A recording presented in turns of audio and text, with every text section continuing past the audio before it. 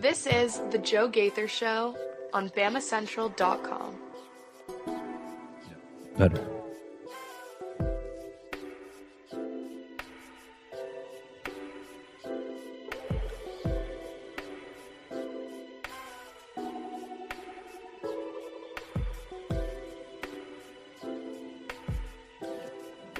Good morning, Tuscaloosa, Internet World, West Alabama. How we doing today on this Wednesday? Happy Hump Day to you and yours. Hope you're doing well, getting the back half of your week going. It's the Joe Gaither Show on Bama Central, BamaCentral.com. We're live in the Derek Daniels State Farm Studios, just off McFarland Boulevard right here in Tuscaloosa. Well, really, Northport. You can follow us or find us just past the Tiger Rock on the left. Call Derek and his team at 205-758-3391 for all of your insurance needs. Like a good neighbor, Derek Daniel is there. We appreciate Derek and his crew letting us hang out in their basement each and every day. Doing the show on the Bama Central YouTube channel, on the Bama Central Facebook page, on my own social media machines at Joe Gaither 6, and then obviously on Apple Podcasts, Amazon, Spotify, wherever you get your podcasts. You can get the Joe Gaither Show on Bama Central and BamaCentral.com. So decided to get a Wednesday rolling with my man Mason Woods. You follow Mason Woods at MAWoods_ on the Twitter machine, covering all things recruiting for the Walsh Writing Network, Alabama Crimson Tide on SI, Miami, not anymore, Missouri on SI, Missouri Tigers on SI, Vanderbilt, and Boston College. So if you got any interest in those other schools as well, Mason Woods can let you know who the youngsters are that's coming to their schools very soon. Gonna have a fun show today. Hopefully a fun show today. A little bit of a random show today, as they usually are in the summer. We are going to talk about the ESPN Football Power Index that was put out last night. We're going to talk about really, maybe I'm a little shifting on my 5'11 model. AQ, what's the right thing for college football going forward? I had a comment late last night that made me think, oh, maybe that is going to be a problem. So we'll talk about that. We also had some news late last night, Alabama baseball news. Congratulations, Robby Vaughn. You get a contract extension. And I don't think, the exact terms are not listed in this, yes. Some of the terms are listed in Will Miller's article, and we'll talk about Robby Vaughn's extension. You can read about Will Miller. He wrote it late last night for Bama Central right there for us. Robby Vaughn getting another couple years added to his contract after really the best Alabama baseball season since 2002. So we can talk about the disappointing weekend, and you're right. But on the whole, take a step back. It was the best Alabama baseball weekend, or baseball regular season since 2002. So we'll talk about that. And we'll talk about Greg Verne, where he was last night to celebrate that. Mason, I was on with 105.5 at WNSP in Mobile yesterday, and they threw end of the year awards at me, and I was really whoa, caught off guard a little bit, but I tried to play their game a little bit. So we will revisit some of their most successful, most likely to succeed Alabama athlete. They asked me who the class clown Alabama athlete was. They asked me MVP of each team, that sort of thing. They asked me who the cutest couple on campus was, and I was like, couldn't tell you one. That's one area. Will Miller, Alabama baseball, yes. Covering that lane to a T. But Will Miller also knows the days of our lives with the Alabama athletes. He is very up on that. So I was like, I don't know who's dating who. No idea. So we'll talk about end of season awards, and we will finish with South Carolina, the Gamecocks. So that's going to... Yeah, I wish I should have had that sounder, but will we get flagged for copyright for playing it? Quick. That sandstorm just drives me crazy. I love it. Drives me crazy, though. With that laid out, how we feeling? Good morning. Oh, I'm doing good this morning. I'm feeling good. Busy, not exactly as busy as I thought I would maybe be this week on the recruiting trail after the, very busy recruiting weekend for Alabama, welcoming as many players as they did. All the schools we cover welcomed, I think, at least 10 or so players. So, now not really anything on the commitment front, but I think that's just kind of the nature of summer. I imagine as we get deeper into the year, obviously some kids will be making their decisions as the month goes on. Some kids are scheduled for July and so forth. And then, they have to keep in mind they still all have an entire year left of high school before this decision actually is made. So we got a ways to go, I think, until a lot of these guys are really going to be deciding. But good things looking up. Things looking up for Alabama. Billy 5-star committing soon, but ain't gonna be no Justice Fitzpatrick coming to Tuscaloosa. No. Which Alabama was not really even in the mix for him. I don't believe. I don't think they were really even pushing to get him in at all. Hardly. I think there was some communication there, obviously, early on in his recruitment. But I think Alabama, as it stands right now, has, I think, 2 of the best corners in the class, or one of the best. I'm blanking on his name now. Jordan Edmonds. I think he's like the number 2 or 3 corner in next year's class. They landed him, so I think they're pretty okay with what they have right now.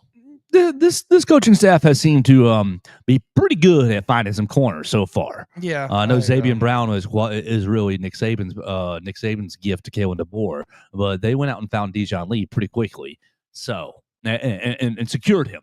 I think that just you saw that yesterday, and immediately I get he's not going to Alabama, and I said, okay, folks, to some of my friends, let's remember.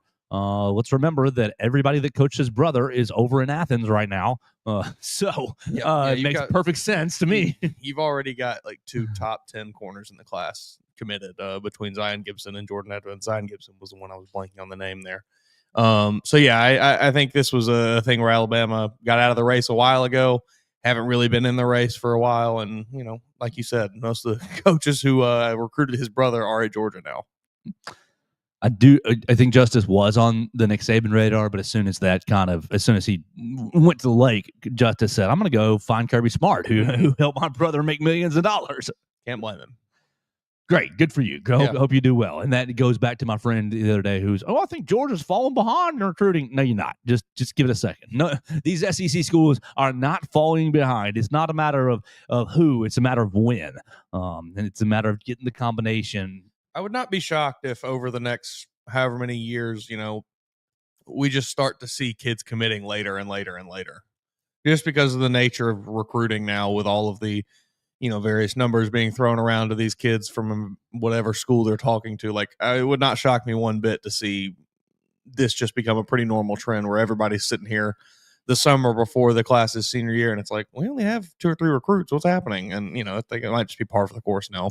Unless you can give me $20,000 a month, then I'll commit as a sophomore. Yeah, I will commit the first day of my sophomore year. Sure, and we'll be committed all the way up until school XYZ comes over the top of you. Exactly. It's okay. We'll ask for the money back, and then we'll be good. No, you're not getting it all back. You're not getting it back. We're putting it in crypto. We're putting it offshore. Oh, this everything has just evolved so much. Speaking of money, you saw your boy. You saw you saw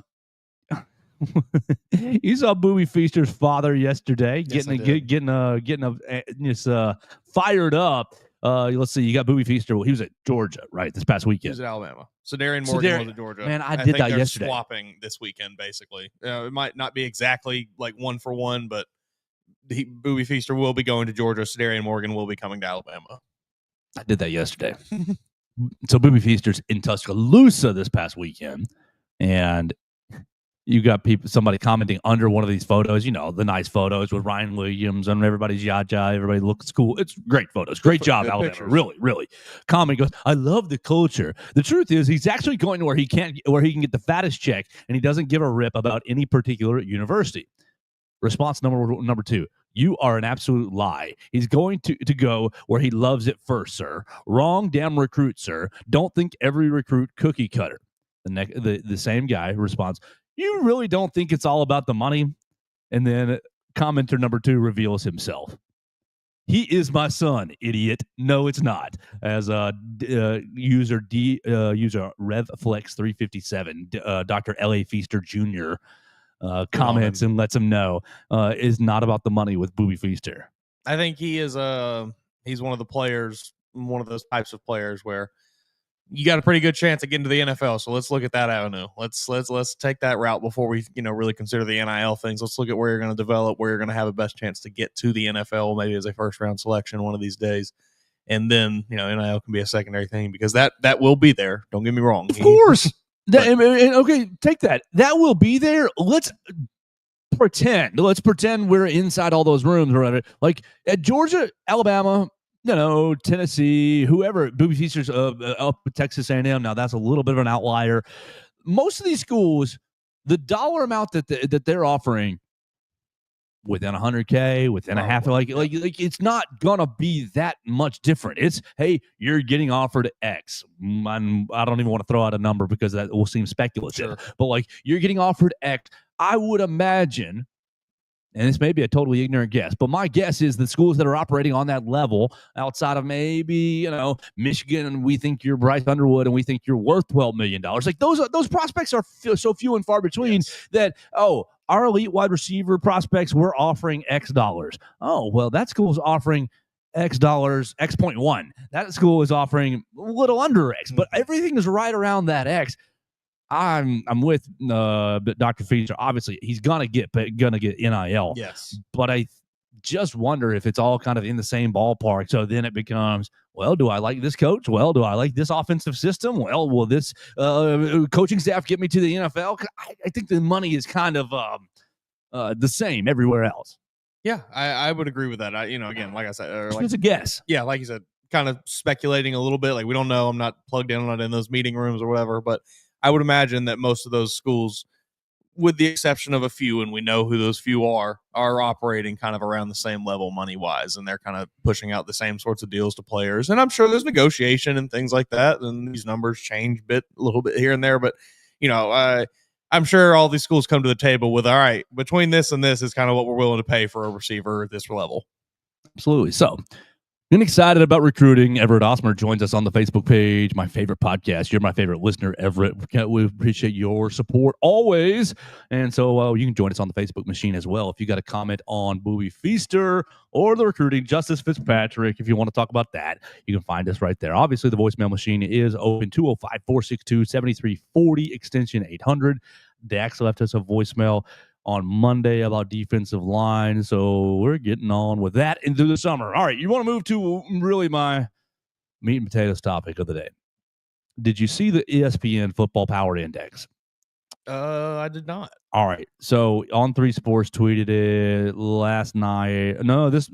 Yesterday at 8:45 a.m. So you might have to scroll way back if you're looking at On 3 Sports. But there's a big old graphic. If you didn't see it, here's your just quick rundown. Texas, Georgia, Alabama, Ohio State, Penn State, Oregon, Notre Dame, Texas A&M, Miami, Tennessee, Clemson, LSU, Ole Miss, Auburn, South Carolina, Oklahoma, Michigan, Florida, Southern California, SMU, Kansas State, Arkansas, Missouri, Arizona State, Nebraska. All right, so if you didn't keep up with me, that's 13 SEC schools. Not bad. Is it not bad? Now, 13 out of 16? It's pretty good. If you're looking at the lens through the SEC, absolutely, it's good. But is it good for college football? And how will this ultimately play out for the SEC? Here's where I'm going here. All right, so you've got, 13 of the top 13 of the top 25 teams are in the SEC. I don't have a whole lot of argument there. Now, Arkansas at 22, that's a huge, I don't know about that, buddy. In Tennessee at 10 with Joey Aguilar. I mean, I know some people are really big believers in Joey Aguilar, but I am not. You're going to have to show it to me, buddy. Seems like maybe Auburn, whoever made that list forgot that Nico left. Auburn at 14. I mean, I see the Auburn's got the best wide receiver room in the whole country. Are the wide receivers good enough? Which, first off, that's asinine. But are the wide receivers good enough to make you the 14th best team in the country? Some of this is a little hooey to me, just in the rankings, and you're seeing a lot of people. Well, of course, the ESPN metric would have 13 of its schools because it's got the TV contracts propping up the SEC propaganda machine. no real argument there when I'm looking at Arkansas and I'm looking at Auburn and, in this list. And sorry, Texas A&M at 8. I know that you had a good first year as well, but Oklahoma at 16. What are we doing? I know there's a lot of people. This could be the most improved team in college football from year to year. You're gonna have to show me, because that was a bad Oklahoma team last year. Well, they bad. I know they beat Alabama. That was not a great Bama team in that game. Texas, Georgia, Alabama 1, 2, and 3. great. Yes, but also ridiculous. SEC banner Preposterous. going. Like categorically just ridiculous. Ohio State is coming off of a national championship victory, and they are returning a lot of the key pieces from that team. I understand they have to replace their quarterback. But that was a quarterback that didn't do a ton last year. I'm more interested in how they replace those 2 running backs. Sure. Because I think that was the real engine for their offense. You're good. Keep going. You're fine. I can't. Some of these SEC teams up here, I'm not buying. I'm not buying Missouri at 23. I'm not buying Arkansas at 22. Yeah, right. I'm not buying Oklahoma 16, like I said, Auburn 14. Not really buying LSU at 12. I think you could throw LSU in that Arkansas-Missouri range, down near the bottom there. Yes, in that 20s range. Yeah, this seems like a little bit of propaganda, just potentially. We might have a contract with the SEC, and this. I hate preseason rankings. Now, this is not really a preseason ranking, but I hate preseason rankings for this reason, because you haven't played a single game, and you're going to get Missouri playing some team early in the year, and it's going to be like, Missouri, highly ranked Missouri, ready to go against whoever they're playing. I mean, they play Kansas State for the last couple of years. What's the Missouri schedule? Missouri, we'll find you out. Missouri football schedule. You're going to be playing. Oh, you're hosting Kansas in the border war. Isn't that the border war, or is that West Virginia? I think that's West Virginia, isn't it? So you're playing your old Big 12 school at Kansas, reviving it. I do believe that's an old rivalry game. Kansas, Missouri. Great name for that, guys. And they're going to be ranked 23, 24, 22. And if Kansas wins, Kansas gets themselves a ranked win. It's horrible. It's horrible. And you're never going to convince them to not rank teams until the week 4. Yeah. Like, hey, we've seen 3 weeks. Now here's a top 25. These 25 teams look real good. You'll never do it because of money and headlines. And because of my profession, we've got to be talking about preseason ranked number 8, preseason ranked number 12. So, okay, set the preseason ranking conversation aside, hating that. Let's take this at face value. Let's just say you got it right. You got it all right. What becomes of the SEC and these rankings when you're round robin? You're ending with one team at 10-1. You're ending with another team at 11-2. Okay, or excuse me, 11-1, 10-2. Excuse me. And they're going to the SEC championship game, and everybody knows they're in the college football playoff. But then you have, I don't know, pick 4. Pick 4 of these teams. I don't care who they are. Pick 4 of these teams: LSU, Ole Miss, Alabama, and let me get one more: South Carolina. Right. Those 4 teams are all 9-3 because they dropped one to Texas. Sure. They dropped one to Alabama on the way. They dropped one to Georgia on the way. And they beat each other up. Look at last year. You ended up with Tennessee at 10-2. Great. You're in the playoff. The next SEC school is Alabama at 9-3. And yes, Alabama, you're at 11. You got jobbed because of the format. All right, no problem. I can accept that. Maybe you can't, but I can accept that. Then Ole Miss 9-3, South Carolina 9-3, Missouri 9-3. Like, this played out last year. We were very close to our disaster scenario of like a 6-way tie at the top of the SEC. Sure. But I'm talking about I'm trying to spin us to the bubble in the college football playoff. And the narratives that are, Alabama, you lost to Oklahoma and Vanderbilt. Terrible losses. Oh, you don't deserve to be in. South Carolina, who the heck did they lose to? You lost on the road to Alabama, and you lost at home to LSU, and just basically, they had some losses as well. You have Missouri, who came to Alabama and got their doors blown off, but you got 9 wins as well. You're going to have people arguing, like the powers that be in the SEC are going to be arguing for these 4 teams. Ole Miss, oh, sorry, you lost on the road to Florida. You lost at home to Kentucky, but you did beat Georgia, so we should be in the playoff. We last week were spinning to, and I was fully on board with 5-11 is the future model. You get your 5 conference champions and the best 11 after that. Mm-hmm. That you just take, what's that, 6 to 16 after that, proverbially. Yeah. Is that really going to work for the SEC when you get your 2 teams in the championship? Great, you're in the playoff. That's 1 for your AQ. That's 1 of the 11, right? You've got 10 other spots. How many of those 10 other spots are they really going to say, yeah, we'll give it to 9-3 Alabama. We'll give it to 9-3 Ole Miss. We'll give it to 9-3 Missouri. And look, they probably all, like last year, the cutoff, Clemson was 16. So if you just took the top 16, you would have had Ole Miss, you would have had South Carolina, you would have had Alabama, you would have had Tennessee, you would have had Georgia, you would have had Texas. 6. Boom. Right. Awesome. But right on that cut line, BYU at 10-2. Big 12. Iowa State at 10-3. We've got 10 wins. Obviously now the bowl game kind of factors into some of that. You've got Syracuse in the ACC at 9-3. You've got 11-1 Army. Got to make it fair. Got to have representation. Army. It was at 22. Okay. You have UNLV at 10-3 and Memphis at 10-2. How many of these? What's going on in that committee? What's going on in that committee room? Do you trust them? That's the king. Do you trust the committee to say 9-3 Alabama? Take Alabama out of it. 9-3 South Carolina is better than 10-2 BYU. I mean, I think historically they've done that. Yeah, but I don't trust them. I don't trust it. I would trust them to do that over actually. I think more often than not, they're going to give the SEC and the Big Ten the benefit of the doubt over any other conference. And I think they've shown us that.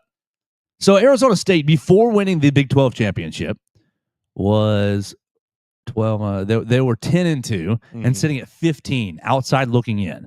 They win the Big 12 championship. The only reason they made it. Right. And they jump up 4 spots. They're at 12. And they get one of the AQs.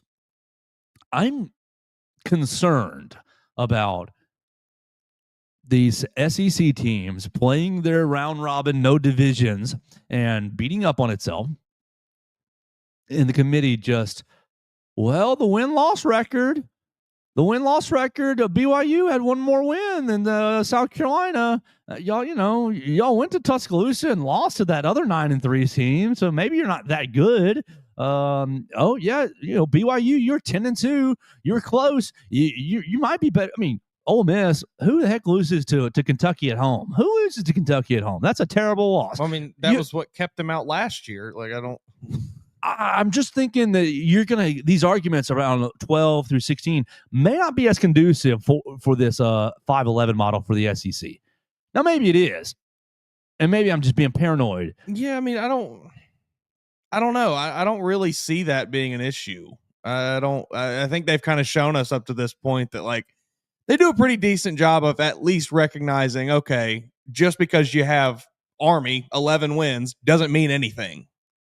I don't know. Maybe I'm giving them too much credit, but I think they've at minimum done a pretty good job of recognizing that. Now, last when year they was get the first to that, year 12, right? Yeah. Now, when they get so to so I don't think we have enough history to say that. Yeah. But keep going.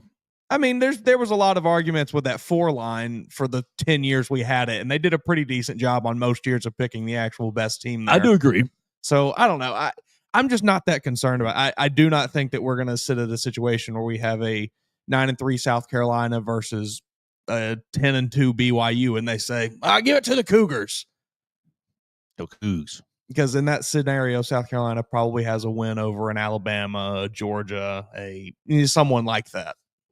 Yeah, they beat Clemson last year. And BYU has a win over no one. Go schedule somebody, BYU. Yeah, if you want to, hey, you want to come play some big boy ball, we'll be happy to play the Cougars. We'll be happy to send South Carolina out to Provo. So I'm just a little fearful because if you play with the committee, Then last year, you were guaranteed Georgia, Texas, Tennessee. That's who you got. Mm-hmm. And then all these other teams are on the bubble, and they're playing. Will you respect our schedule? Will you respect our strength of schedule? Which in my opinion, reframes the Greg Sankey packet from last week of our strength of schedule. Our 8 games is better than anybody else's 9 games. Yeah. You need to make sure you give us credit for that. Like, it reframes that to me. I'm thinking about the models 4-4, what is it? 4-4-3-3-1-1, right? That gives you 16. And while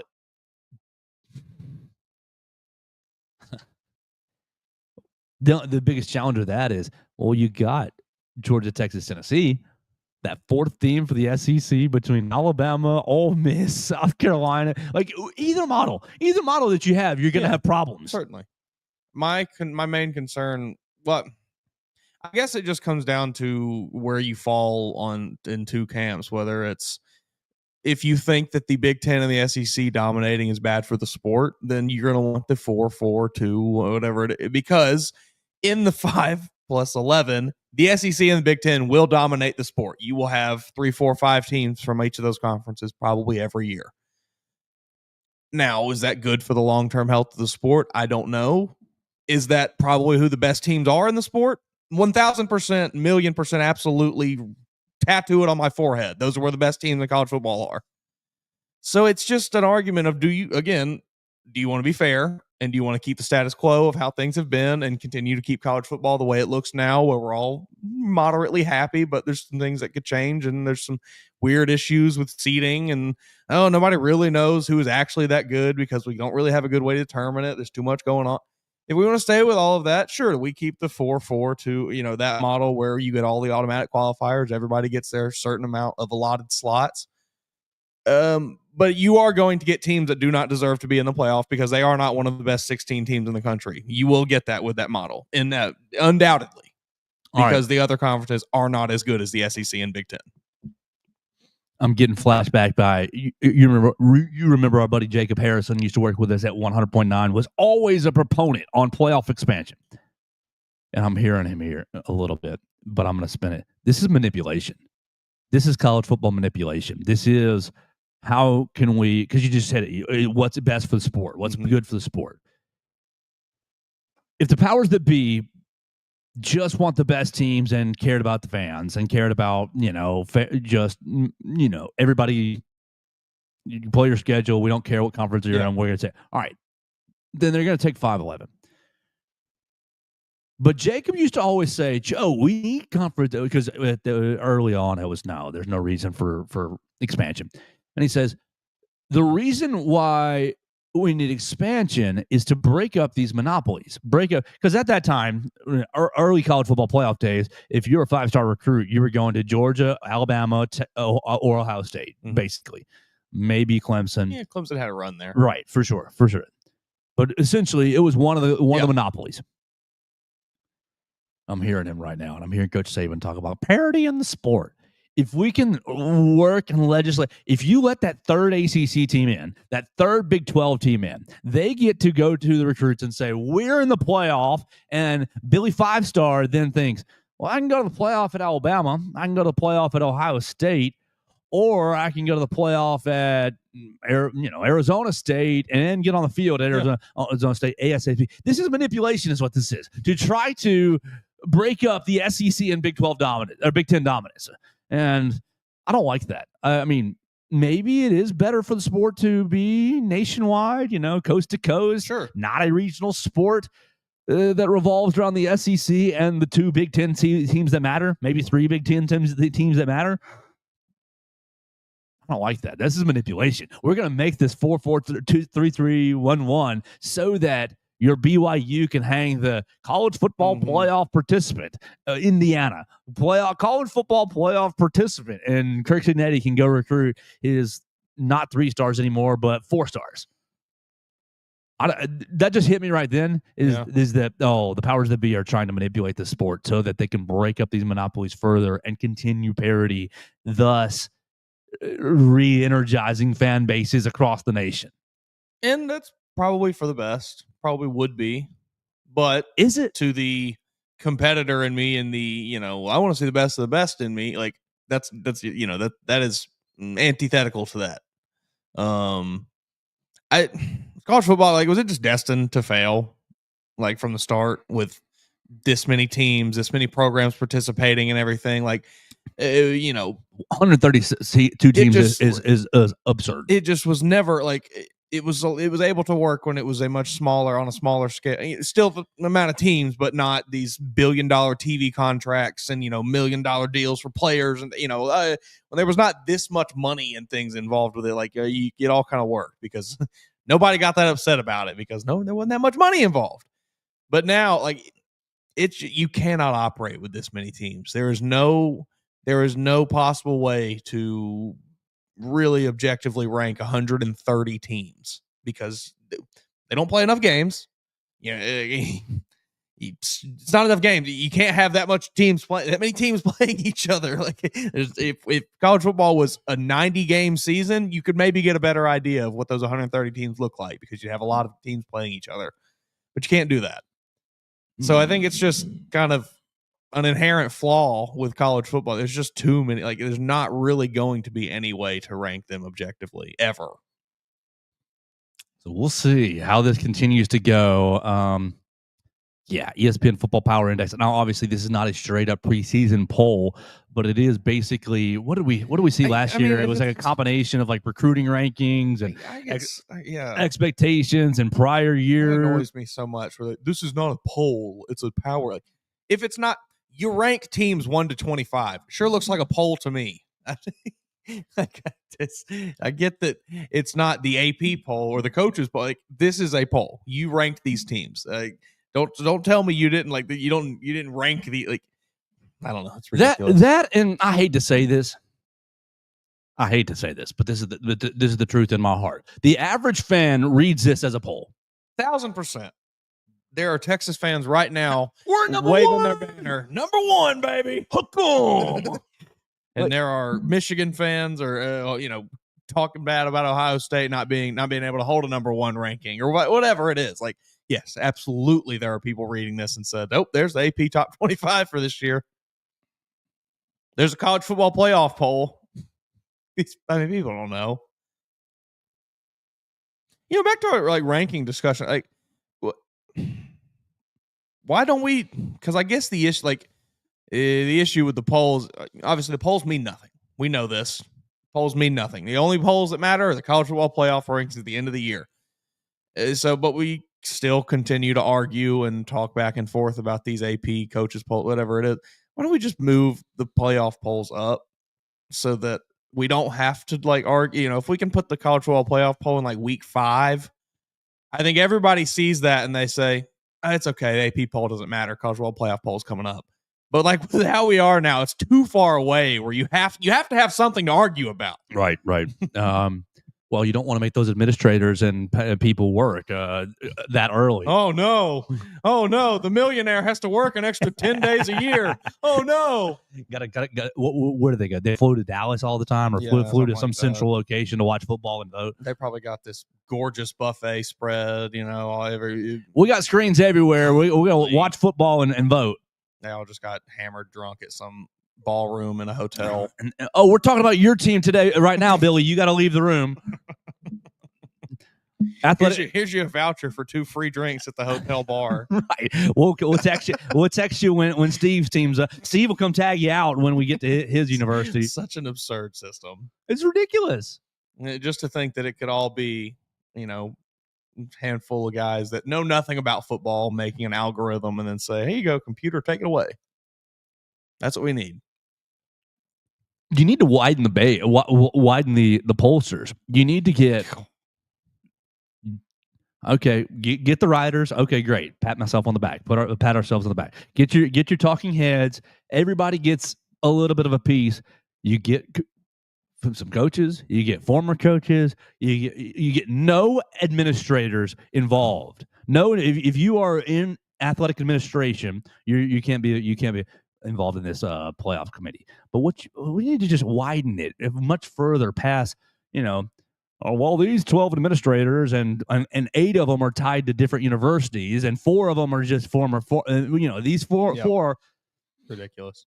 I think we just need more. We need more polls. We need we got to split we need a TV poll. Do we just need to put our own poll this year? Yeah, the Joe Gaither, the Joe Gaither show poll. I'd love to see a TV Alabama. TV versus a writers poll side by side. No, I don't want to see that. I don't want to see that. Would be so funny. Hey, but you like list the schools that get vote. You had to get the votes. That would be good. Stephen A. Smith poll. Yeah, not one. Yeah, ESPN poll, CBS poll.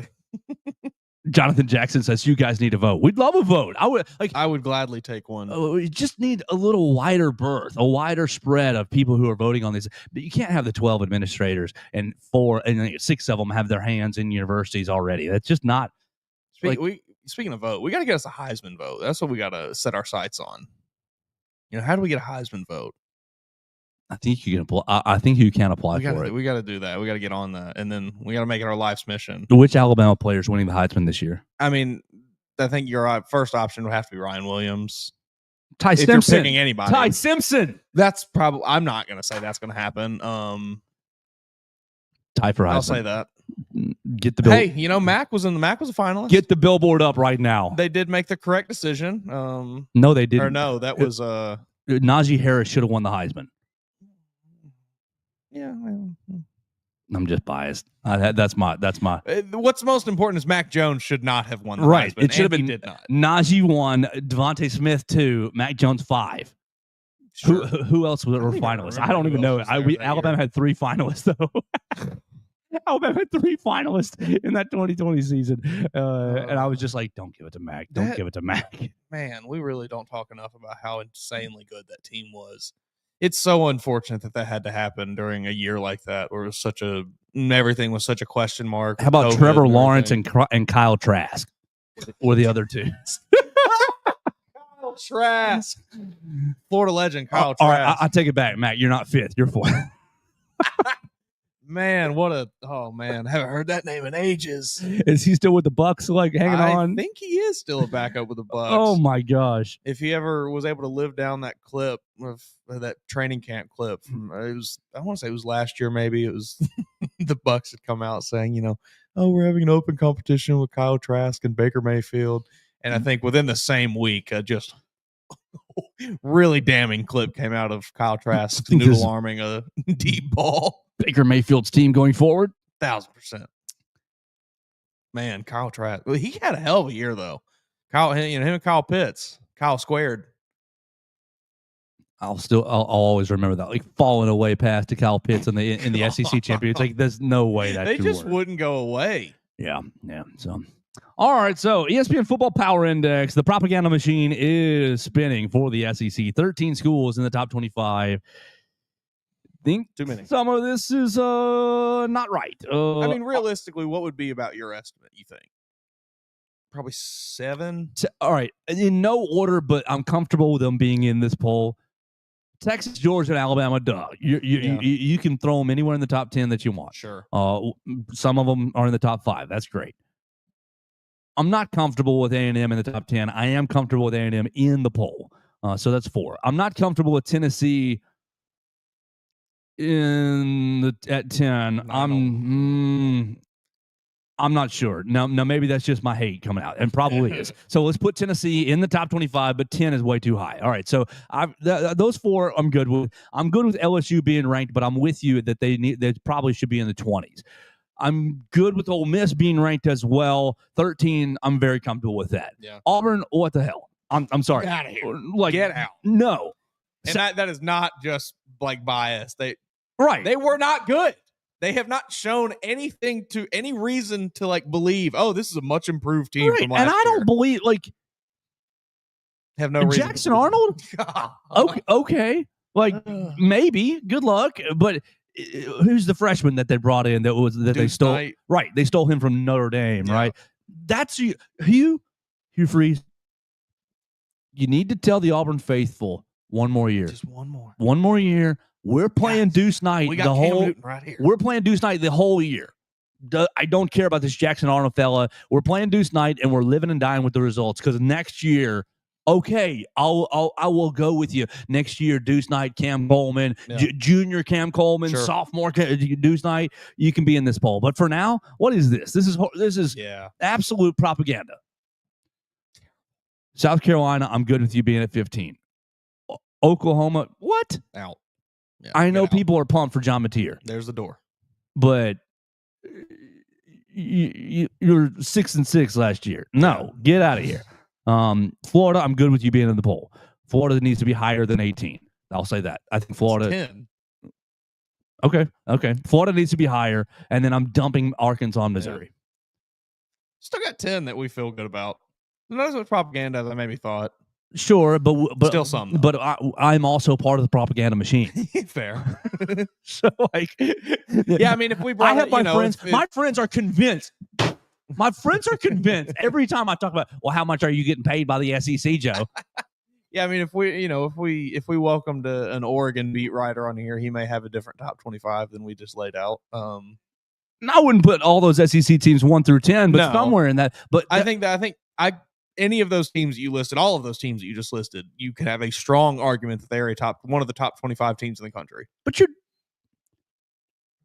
what's the right word? You're doing yourself a disservice. No, you are discrediting.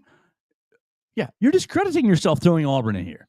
You're discrediting yourself throwing Arkansas in here. Taylor Green is probably hot stuff, but Sam Pittman is not going to win a big game.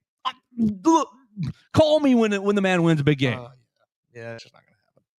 Sam Pittman had Alabama, boom, in the crosshairs. Right. In the crosshairs in Tuscaloosa 2 years ago and couldn't get it done. Like, choking just in his blood. Right. You had, Landon Jackson just destroying Aiden Proctor, and your man, Traylon Burks, just going crazy. Couldn't get it done. When the Titans drafted Traylon Burks, I watched the highlights from that Alabama game so many times, just being like, oh, yeah, this is what he's going to be. Yes, dude, it's going to be awesome. Did not happen. So get out of here, Arkansas. You're going to have to go win a game or 3. Yeah, do something, Arkansas. It's like, man, they've been a shell of Arkansas. And not that Arkansas has ever been a world beater by any means, at least that I've ever seen. But like, I have memories of Darren McFadden and, things like that from when I was like, Arkansas was not just the disrespected, like, absolute bottom dweller that they are right now. They have had a fall, and it's unfortunate for them. All right, so let's put that topic to bed. We want to remind you that we are live in the Derek Daniels State Farm Studios. You can chime in on the Facebook machine like our friend Jonathan Jackson and Everett Osmer have today. You can find us on the voicemail line at 205-462-7340, extension 800. We want you to call Derek Daniel, though. Call Derek Daniel and his team for all your insurance needs. Like a good neighbor, Derek Daniel is there. It is not fun to get into an accident. You definitely want somebody who knows your name, knows where you live, knows your kids' names, and kind of what you're into. Derek is that guy. Derek is the local agent, born and raised in the Tuscaloosa area. He knows this area like the back of his hand, and he does have connections for when your car kind of gets run up and or trouble finds you. Because in this life, you will have trouble, unfortunately. But Derek Daniel can help you. Local agents can help you. You need to call Derek, 205-758-3391 for all of your insurance needs. He can run you a quick auto insurance quote, get you on and off the phone in just a few minutes, give you the information that you need so that you can make an informed decision about your insurance. 205-758-3391. All right, big bro. Let's move end of the year awards to tomorrow just because of time, and that gives us a little bit of prep work we can talk about, because that was my one complaint. I love being on with WNSP. I love it. It's fun. They call, yeah, I'm ready. And as I'm going on this segment, I hear, and now the end is near. Da da da da. The Frank Sinatra, I think, is what it is. And the guy goes, okay, we're going to do end of the year awards with BamaCentral's Joe Gaither. And I'm like, we are? All right. And they throw these awards at me, and I'm just like, spitballing. So we'll come up with some categories so Mason Woods and myself can have a little more prep time. Why don't we go to Robb Vaughn?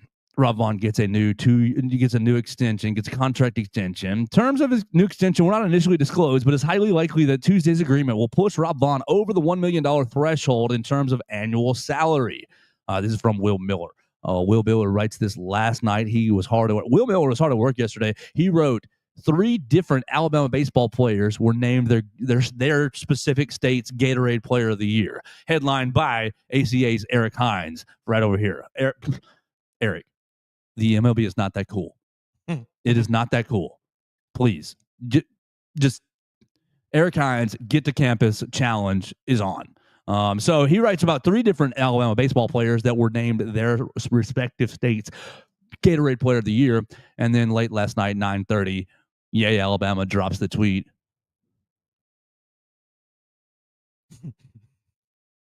We got to figure something out over there. Because here's my thing. You either release this news in a premium news hour when the people are going to see it and people are going to enjoy it and be happy about it, or you just give us the information not behind a paywall. You can't drop the paywall information at 10 o'clock at night. It's because if the information is behind a paywall, no one else has it, so you can hold on to it. That was. Are you still in our old tie chat on Group Me? So I haven't checked it in years. Right. So you get. Why are they releasing this last night?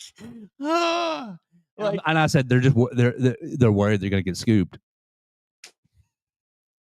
They got to break the news. They got to do the news breaking because, just naturally, I signed a contract extension. Oh, my husband signed a contract extension. Well, Rob signed a contract extension. All right, and it just the chain goes right. We could have gotten that news out at 7 a.m. Are you a news organization? Is that what the move? Or are you a premium content? Are you the home of Alabama athletics premium content? Sure. That's my big contingent. Fine, you break the news, whatever. I asked my girlfriend. I said, a lot of her family, big time Alabama fans, said, "Do you think that they're using Yay Alabama to find out, new contracts, or do you think that they're using Yay Alabama to spend some time with Kalen DeBoer at lunch?" I don't understand. They're just using it because they want to support the Tide, Joe. No, they're not. They're not using it at all. That's the point. They're not trying to get anything out of it. They're not using it at all. They're not signing up for it which is why they are doing this. But it's not a good idea, right? The Robb Vaughn contract extension is not something that makes me or anyone say, "Yeah, I got to pay $14.99 to find that out." Because what happens? Will Miller finds it out in 2 seconds, and it goes on BamaCentral's site, and it's fine. We're not trying to snake you. We're not. But this is not the right. What can you do that Will Miller cannot do? You can go to Robb Vaughn's dinner party, and Rob, you can film Rob hanging out with Justin LeBron, just chatting about the year. Something, yeah.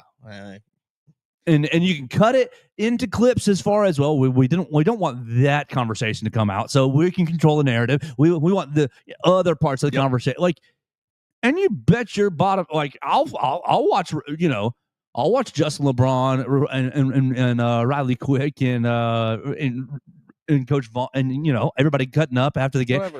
Man, that weekend was really hard. We were so close. Oh, here's what we're gonna do going forward. Oh, you remember when teammate X said this year, and that was a funny thing that happened.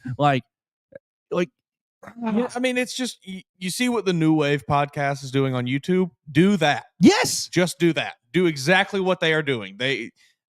Their videos are growing. It's steady. They're getting 30, 40,000 views. Some of them over 100. And you scroll back on their channel you can just see it steady. Tick, tick, tick, tick, tick. More and more and more and more. Because they're providing content that Alabama fans genuinely want to watch. People that are fans of Ryan Williams, Jalen Mbakwe, and Dre Kirkpatrick Jr. they're giving you the day in the life stuff. They're giving you, they just went to Ryan Williams and Isaiah Horton went to hang out with John Gruden. Which Ryan, why did you see what he said? What did you say that for? I did see that. Not a great choice of words. You're giving Diego Pavia all the juice. We're gonna smash the ant with a sledgehammer. Yeah, that was tough. Look, maybe I hope so. I would imagine so, probably. But let's not give. Don't give him anything. Don't give hyper competitor Diego Pavia not an inch. Not great. Very funny video though, and good. More stuff like that. Like that could so easily have been a paywall. A Yay Alabama exclusive. Check out Ryan Williams and Isaiah Horton as they go down to wherever he is, to Florida or somewhere, I think, to hang out with John Gruden for the weekend. But no, you missed that opportunity. I don't understand it. It's very, very strange. Do you think they just how many people are on staff at Yale, Alabama? I don't even want to guess. I mean, yeah, because what is that? Maybe that's our issue. Maybe it's just not, they don't have the people to do it. Maybe. I don't know. Something has to change with their approach to getting money for their NIL collective, because this is not going to work for all the reasons you laid out. Greg Byrne, I think you're great at your job. If you, I would leave. I love what I'm doing right here. I do. I love it.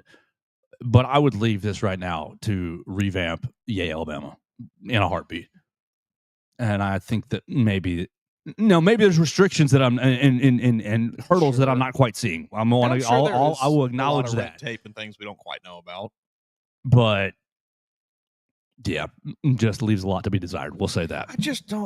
I cannot understand it. We've talked about it so many times, I know, but we'll keep talking about it every time this comes up. Yeah. Put out something premium to where, oh shoot, you got to find out what Kane Womack said to Bray Hubbard and to get him, unlocked or whatnot. You have an entire campus worth of students who I guarantee you, many of which would love to be an intern for Yay Alabama, edit some of these videos, do some of the stuff that maybe other people don't quite like.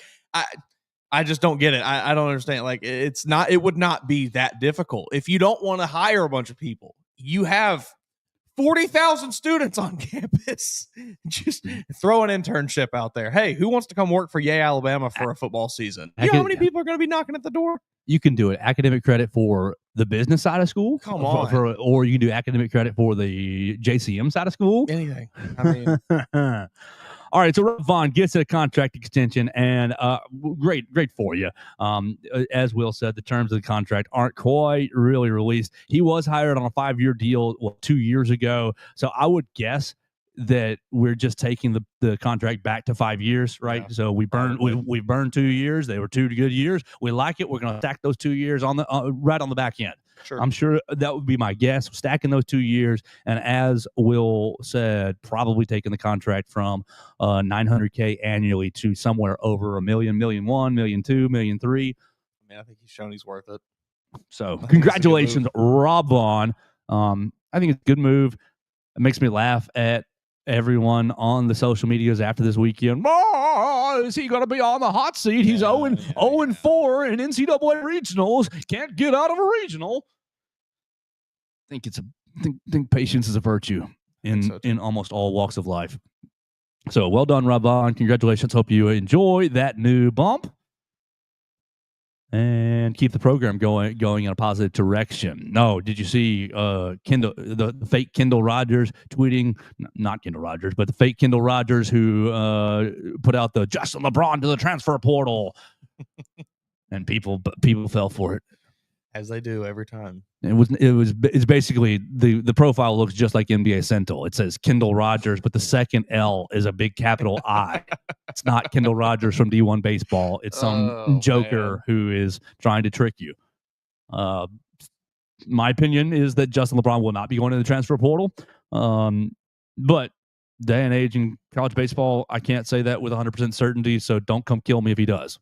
Maybe I'm going to sound a little ignorant here. Is he not just going to the draft? Yeah, he's not eligible. Oh, okay. Once you go, it's very much play on the NFL rules. You can go to the draft as a high schooler.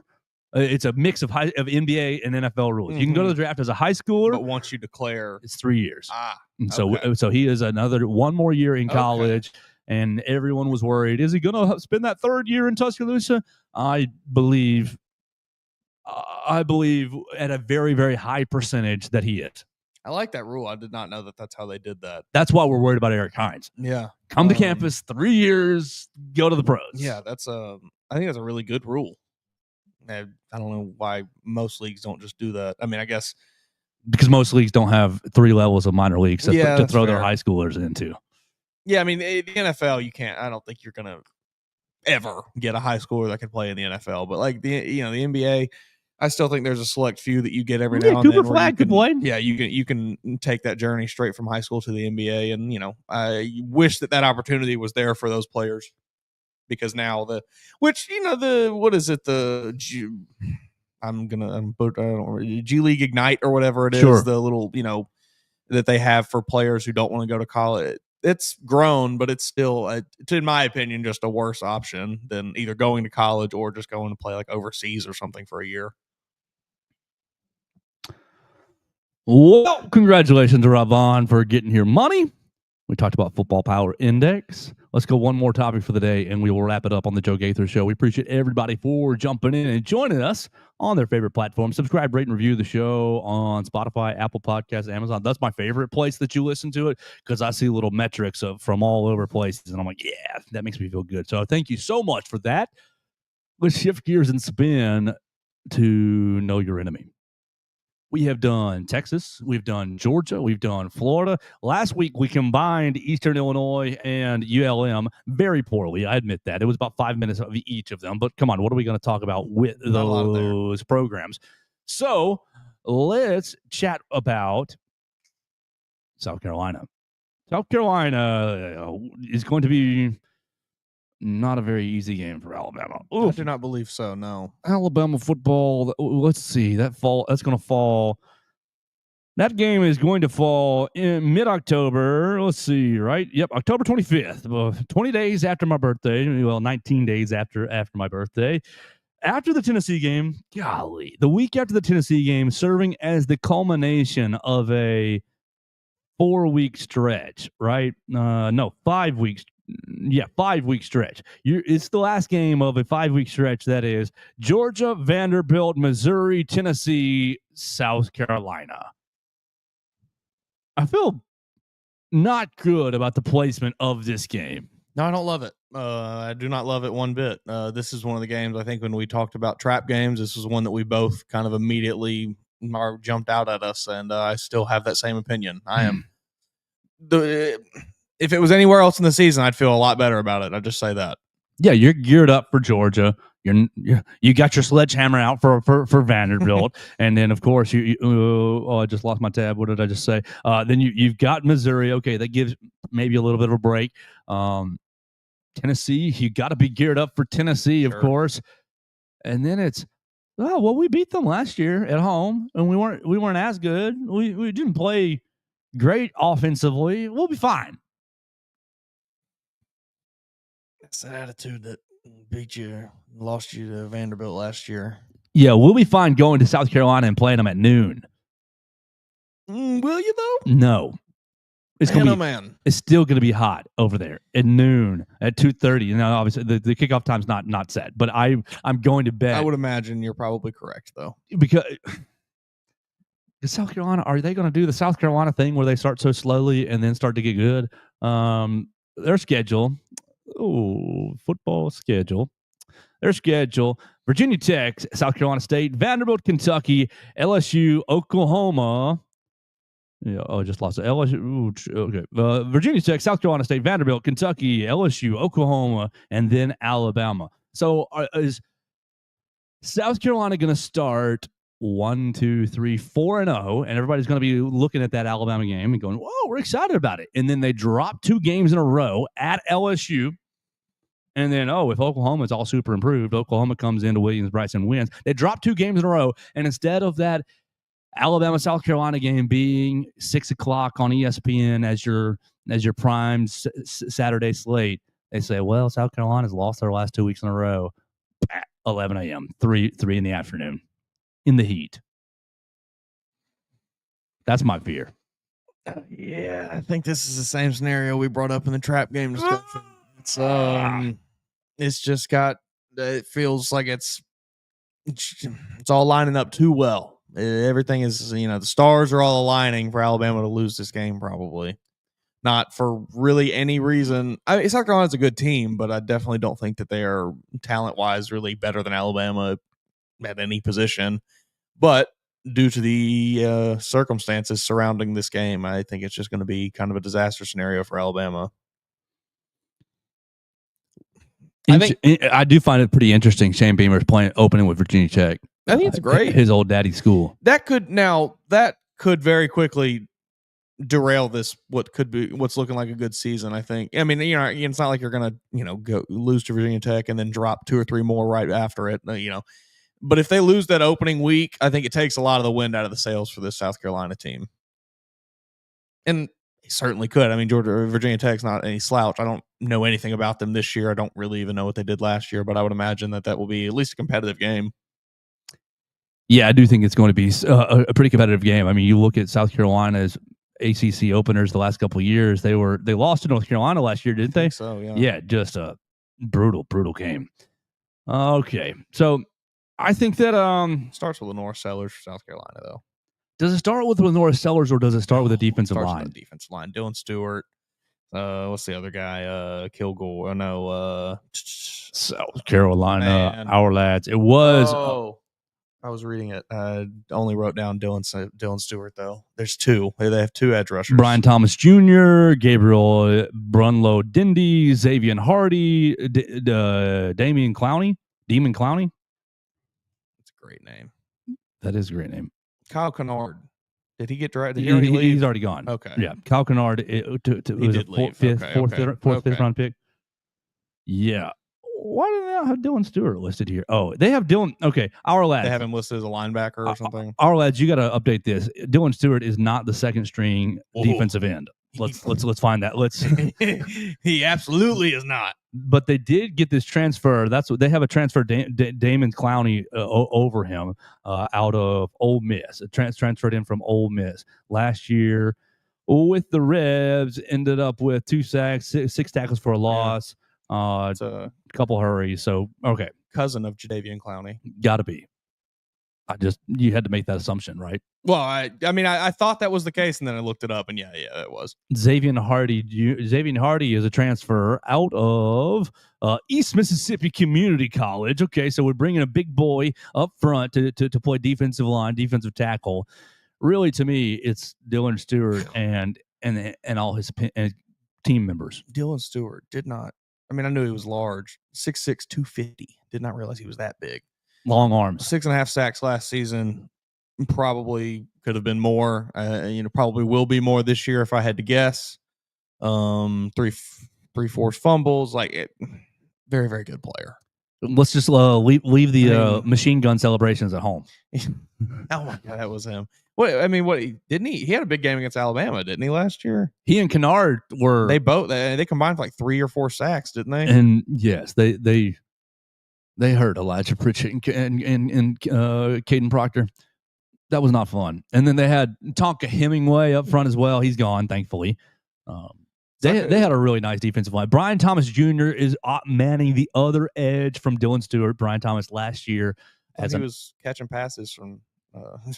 This is BRYAN, not BRIAN this time. But yes, you're exactly right. He had 4.5 sacks last year for South Carolina, and an ancillary role. You're going to expect him to up that number as a starter.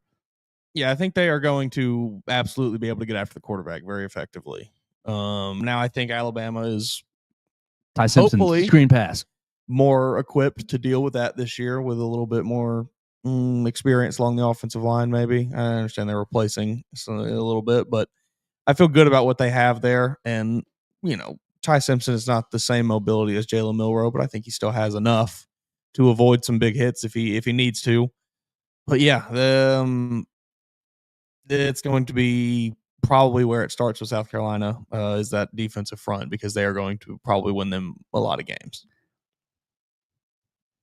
You know who's forced the most turnovers in the SEC over the last 4 years?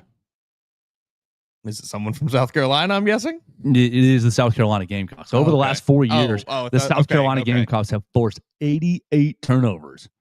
That is unsettling. I don't love that.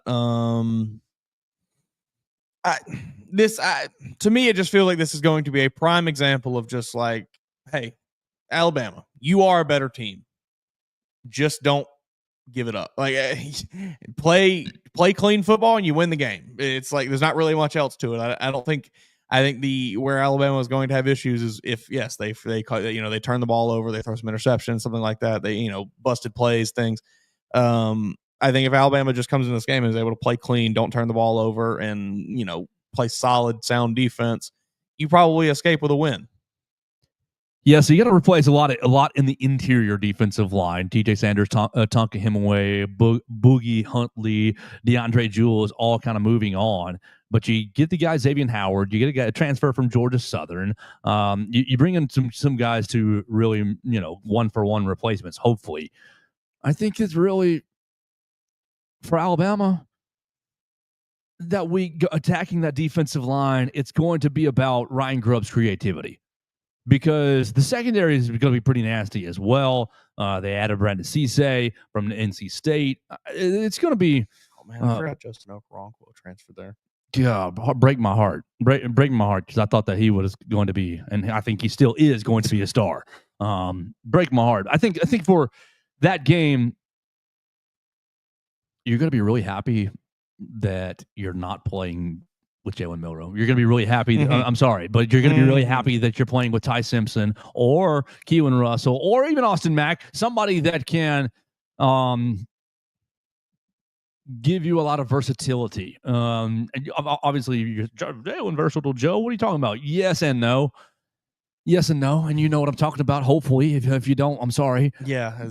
But I think that Ty, you're going to have a lot more offensive versatility, not just at the quarterback position. You're going to be able to call different screen passes. You're going to be able to call, you're still going to be able to call read option here a little bit, but you're going to get the downhill running game going. I think you're going to get more wide receivers involved than just Ryan Williams and Jeremy Bernard. It's going to be I think that's going to be probably a big test for Ryan Grubb. I think so too. Like you said, I feel better about accomplishing that with Ty Simpson under center than I did with Jalen Milroe, and they were able to do it with Jalen Milroe. So I'm still, I still feel good about Alabama. I think they can win this game. Like I said, if they just play clean, they probably come out with a win, because at the end of the day, I still think Alabama's a more talented team. You have better players at almost every position, but you mentioned the turnovers they force, and once that snowball starts rolling, it's going to be hard to stop it, because you turn the ball over if you're Alabama or whoever you are playing South Carolina, they get the ball back. They have very, very high explosive playability, like a lot of explosive plays in that offense. With Lenore Sellers being able to run the ball, he has a pretty big arm. They got good receivers. They're bringing back, I think, 3 of their 4 leaders from last year. So you just got to play clean ball. You just got to play clean football. You can't. I think it very quickly. This team is, if you make mistakes, it can very quickly get away from you playing South Carolina. It's what it seems like. But if you just play okay, if you just play clean, there's not a whole lot they can do to you. I don't think they can. I think they have to capitalize on your mistakes. They're not necessarily a team that's just going to outright beat you on most of the time. Oh boy, South Carolina's got a little trouble in the backfield, though. Did you find this out a little bit? Rashul Faison. Yeah, he's not eligible right now. Did not know that. Okay. So this is what I'm figuring out. This is what I'm finding. I missed that. Yeah, because I was just looking through. I was like, man, this guy looks pretty good. They bring in this transfer. Okay. You got Oscar Attaway the third. That's kind of your direct backup, and he is eligible.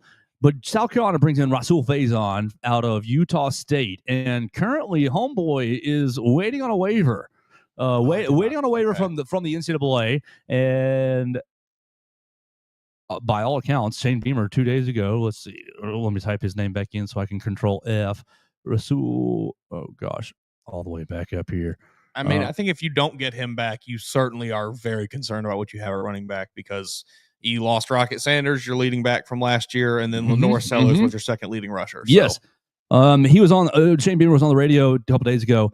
Any update on Rasul Faison's eligibility? Rasul Faison is in the Diego Pavia camp, where Rasul Faison, Faison started his career in 2019 at Marshall. In 2020, he enrolled in online classes at Lackawanna College, where he did not play football. In 21, he attended Snow College, a junior college in Utah, where he didn't appear in any games. In 22, a second season at Snow College, where he rushed for 355 on 88 carries, And in 23, he transferred to Utah State, where he played the last 2 seasons. His last 2 years at Utah State, my man takes 316 carries for 1,800 yards and 13 rushing touchdowns. Not really much of a big-time player in the passing game. 33 catches over 2 years for 151 yards. Check down machine. So he's had 3 seasons where he has actually participated. But he's been in college since 2019. Sure. Yeah. I mean, I think you can get a retroactive red shirt for a year where you didn't see the field. I don't really have an issue with that. But you've been in college since 2019. Obviously, somebody wanted his services. That's ridiculous. It is. It's insane. You've been in college. How many? I hope you got 3 degrees by now. 2 at least. I bet he does. Of course. Student athletes over here. Student first, baby.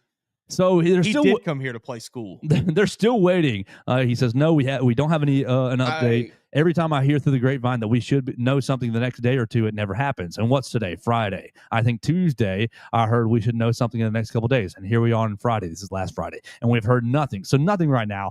Our players are back in town working out. I was watching them today work out, lift, and run, And today they broke it down on Free Sewell. He goes, we always break it down on 1-2-3 team or 1-2-3 Gamecocks. Today they broke it down on Free Sewell. So they're behind him. He's here working hard, and we're hoping that we can get some closure to this soon. He'll get his waiver. After hearing that, he'll definitely get his waiver because that'll be the exact reasoning. It'll be, well, I didn't even play those 2. I never saw the field. I've only actually played 3 years. And they'll say, well, yeah, okay. He'll get his waiver. If he doesn't get his waiver, he has a better claim than Diego Pavia did. They got to turn to, goodness gracious, another old man who has been in college since 2016. Oscar Attaway enrolled in North Texas in 19. You're at North Texas in 2019, 2020, 2022, 23, and now you're at South Carolina last year at 24. Last year at South Carolina, you took 77 carries for 295 yards for 3 touchdowns. What's up with you, Shane Beamer, and all these old men trying to circumvent the rules? It's an interesting strategy for running back, especially considering the amount of wear and tear that position takes on a year-to-year basis. He's looking for guys that you aren't good enough to go to the NFL, but you basically, yeah. Maybe now you pose it like that, maybe it's not a bad idea. You get the guys that were right on the cusp there. We're just gonna burn all your tread off here at South Carolina.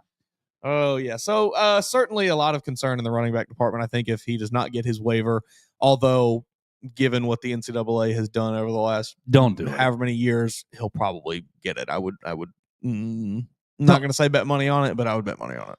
Don't do it. Please don't do it. On the same case, not really going to go there that much, but U.S. Department of Justice filed a statement in the Zakai Ziegler lawsuit, right? The Tennessee one. Basically saying, called on the courts to use a flexible antitrust analysis, because basically Ziegler's saying you're breaking my antitrust because I can still make money at Tennessee. Mm-hmm. They're calling him to use a flexible antitrust analysis that considers the student in student athlete. It's going to heat up. That case is going to heat up. Brother, you've been in college for how many years? Go get a job. Derek Daniel, State Farm. We're hiring. Oh, man. Yeah, no, that was wild. South Carolina wide receivers, though. Nick Harbor. Whew.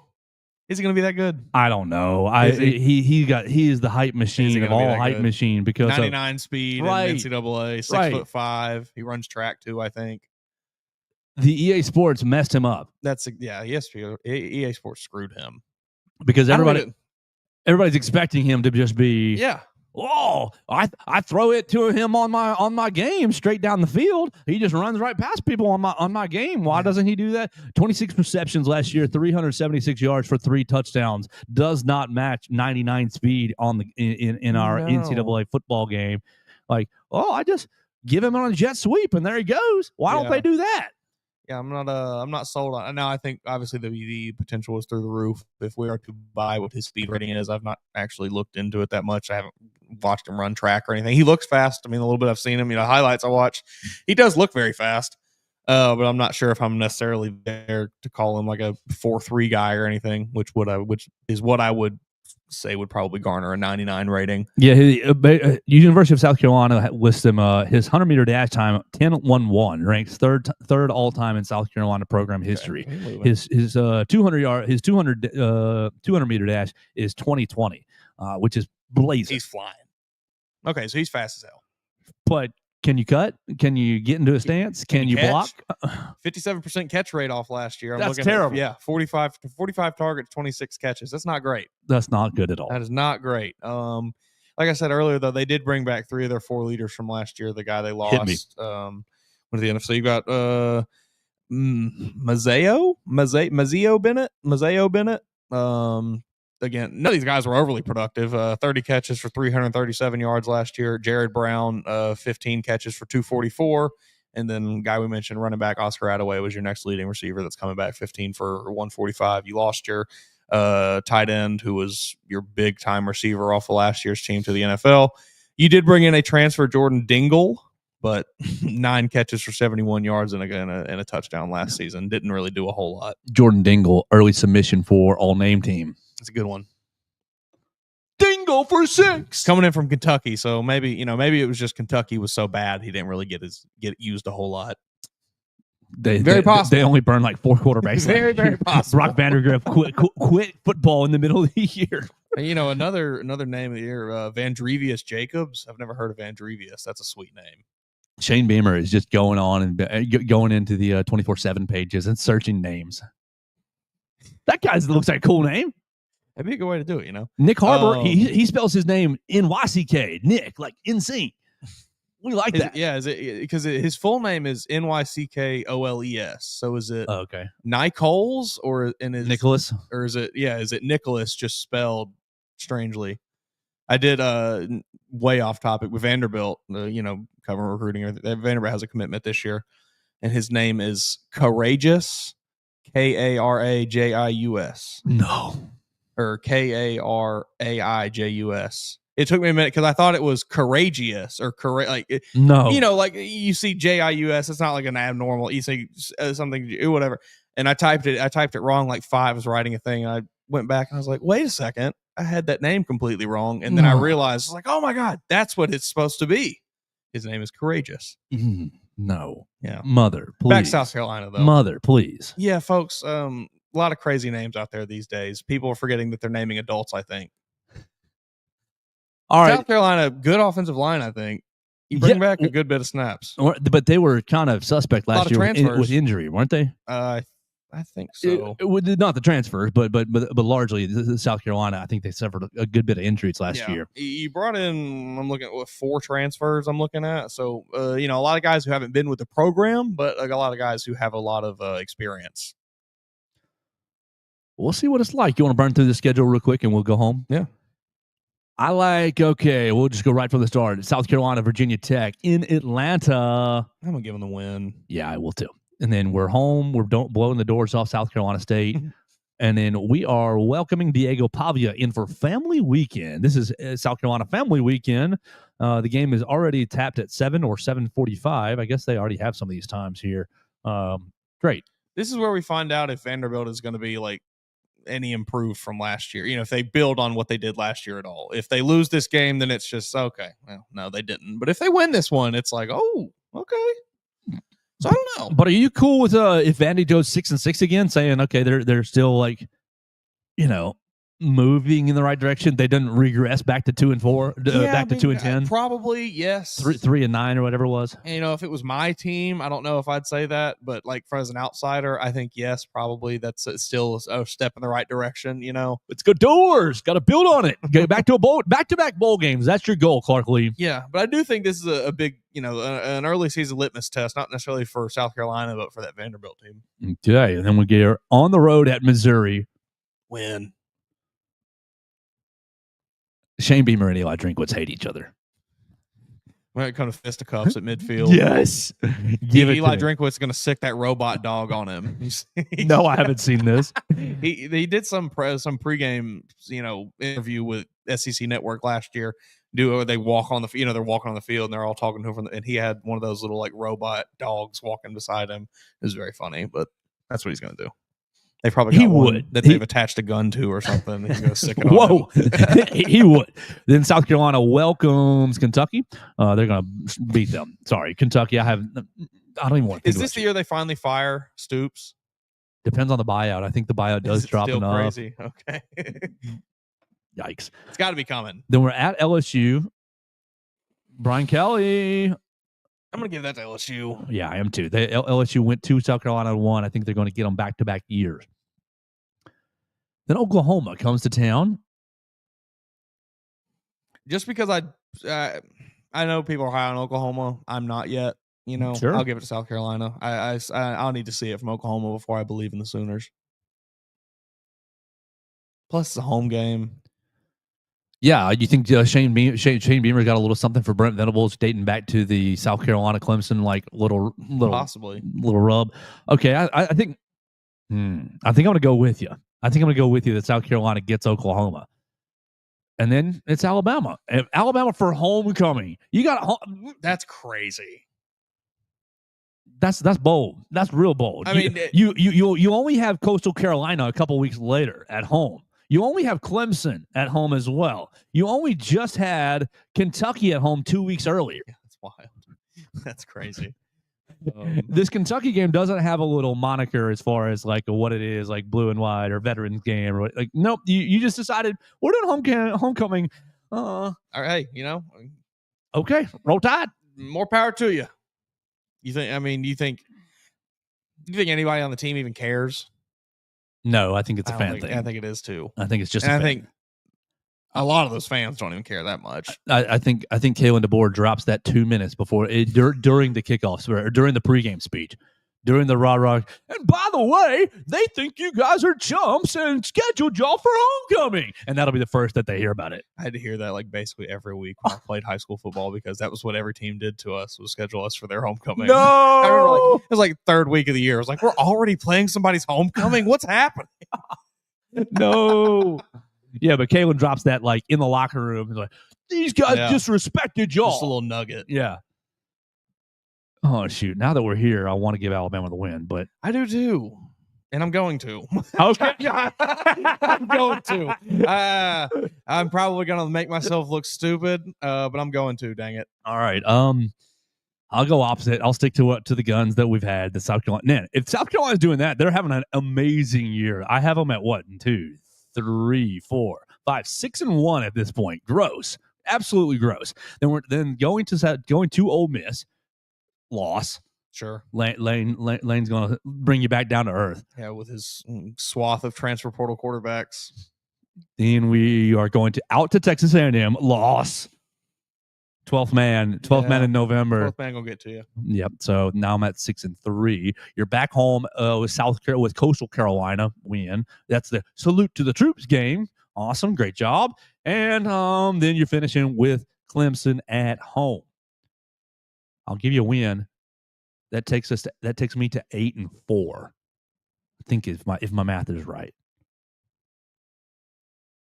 8-4. Are you in the playoffs? No. You're not in the playoffs, but you did. 8-4. But you did win. But you did beat your Vegas win total odds. I think it's 7.5. The ESPN Football Power Index, the poll we just referenced, had them at 7 wins. Yeah, 8-4. I'm feeling. South Carolina fans upset. I don't know a South Carolina fan to say that. I don't know one either. So maybe. Yeah, maybe. I don't know. You've got to know that you're South Carolina. I would think. Right? And you would think. I don't know. Did a lot of hype this year. Did Steve Spurrier get them to an SEC championship game? I'm pretty sure that they played Auburn. Okay, you're right. That's their only SEC championship game appearance. So you got to know South Carolina. Oh, our ceiling is we might get to Atlanta. Not really. Hey, had some good years there. Hey, Alshon Jeffrey, Steven Garcia.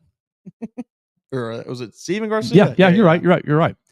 So I have them at 8-4. Did you have them 7-5, or because you went that Alabama game? It's fine. Yeah, I give them 7-5. I don't like that now that I hear it, but I'm gonna log it in. You're right on par with the FBI, so it's not that crazy.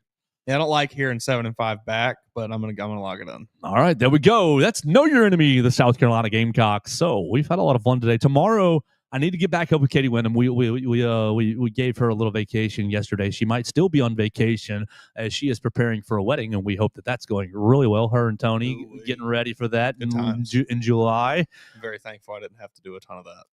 It was a lot of just Melissa asking me, "Do you like this?" Yeah, it looks good. Cool. Yep. What color? Great. Sounds good, man. Not neon green? Perfect. Yeah, she did. She handled most of that. It was great. Not blaze Texas orange? Cool. Yeah. Right, great. Awesome. Well, we're going to try to get back up with Katie Wyndham tomorrow, and we will do season end superlatives. Except, I'll leave you with this. The season's not over for Alabama. The track and field team has 20 athletes competing next week in the NCAA championship meet. Pretty good. Doris Lemingole